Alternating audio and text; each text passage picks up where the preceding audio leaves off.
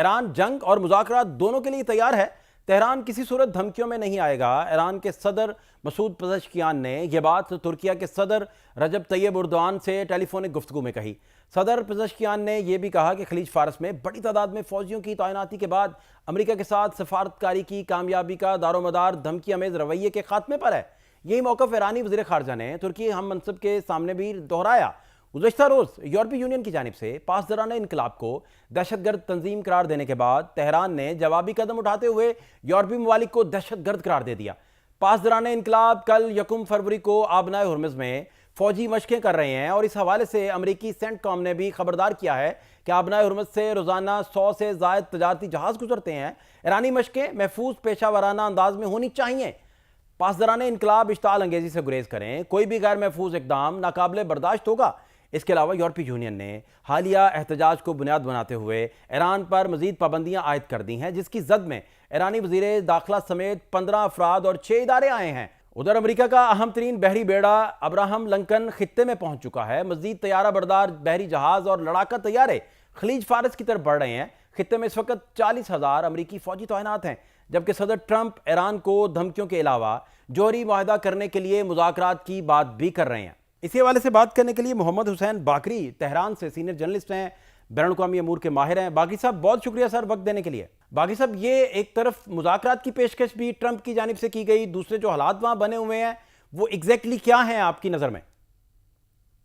جی بسم اللہ الرحمن الرحیم، بہت شکریہ مجھے دوبارہ انوائٹ کرنے کے لیے۔ دیکھیں، جو بنیادی سوال میرے ذہن میں پیدا ہو رہا ہے وہ یہ ہے کہ آج کل جو United State specially Mr Trump صاحب سوچ رہے ہیں، فرض کریں کہ ایک وسیع پیمانے پر فوجی حملہ بھی کر دیں، ٹھیک ہے۔ ایران کو شدید نقصان بھی پہنچا دیں، حتیٰ اس کے سیاسی اور فوجی قائدین کو بھی شہید کرے، اس کے بعد کیا ہوگا؟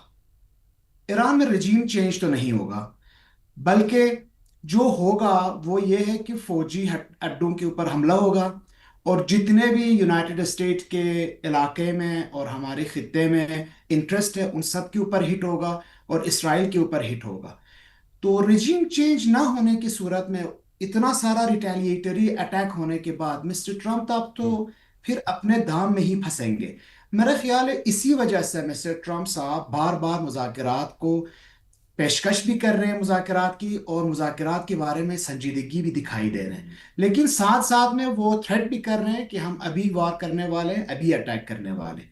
مجھے جو اپنے طور پہ لگتا ہے حکمت عملی ان کا یہی ہو سکتا ہے کہ جی وہ ٹائم خرید رہے ہیں تاکہ یہ صحیح طرح سے ان کو معلوم ہو سکے کہ ایران کی جو ریٹیلیٹری پاور ہے، اور اسپیشلی انہوں نے جو آبرائے ہرمز کے اوپر ایک بہت ہی بہترین بحری منصوبہ بنایا ہے، اس کے کیا متبادل راستے ہو سکتے ہیں اور ایران کو اس جگہوں سے کیسے ہٹ کیا جا سکتا ہے۔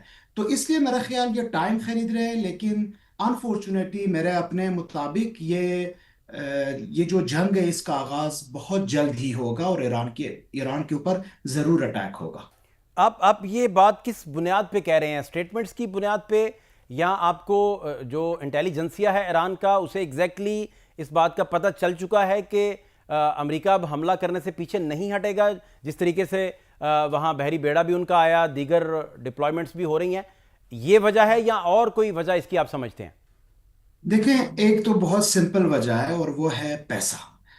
مسٹر ٹرمپ ابھی تک صرف گزشتہ چند دنوں کی آپ اسٹیٹسٹکس چیک کر لیں، 2 ارب سے زائد ڈالر انہوں نے خرچ کیا ہے اور اتنے مہنگے جنگی ساز و سامان تعینات کیے خطے کے اندر، ٹھیک ہے۔ Specially 300 to 400 away from Iran. تو ان کے پاس ایک بہت بڑی کامیابی دکھانے کے سوا کوئی اور راستہ نہیں بچتا۔ یہ تو international intelligence, international news out let's اور ایران کے جو محکمے وہ سارے کہہ رہے ہیں ٹرمپ صاحب مور دین $2 بلین خرچ کر کے کسی نہ کسی بہت بڑی کامیابی کے پیچھے ہے۔ بہت بڑی کامیابی ان کو مذاکرات کے طور پہ تو نہیں مل سکتے، کیونکہ سب کو پتہ ہے، ایون کہ ابھی اسکول کے بچوں کو پتہ ہے جو شرائط ایران کے سامنے رکھا ہوا ہے مسٹر ٹرمپ صاحب نے، وہ شرائط رہبر ایران، رہبر انقلاب اور اسلامی جو پاسداران ہیں وہ تو بالکل نہیں مانیں گے۔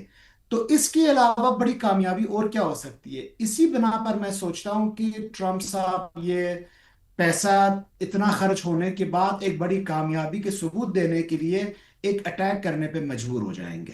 اور دوسرا، ایران کی اگر یہ اٹیک ہو جاتا ہے، خدا نہ خواستہ اگر یہ نوبت بن جاتی ہے جیسے آپ بتا رہے ہیں، تو دین ایران کی اسٹریٹجی آپ کیا دیکھتے ہیں؟